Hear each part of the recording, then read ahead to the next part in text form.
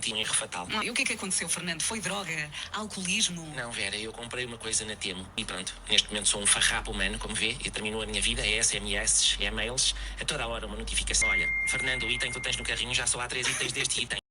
É uma pedra de estimação, é uma xícara de plástico, são blocos de borracha. Quem é que nunca fez estas compras? São compras reais na Temo. E o Ricardo Araújo Pereira tem razão, que é tudo tão ridiculamente barato que as pessoas acabam por comprar, não é? Seja uma compra de 1 euro, 2 euros, agora é este 6 euros. Isto até é barato, mas feitas as contas, os carrinhos têm valores superiores a 100 euros. O problema não é este valor, é comprarmos sem intenção. Depois falta para quê? Para a luz, falta para a nossa conta poupança, falta para investirmos, para a nossa reforma. Então temos aqui um aviso: dinheiro bem usado não é só o que sobra, é o que serve para quê? Para um propósito.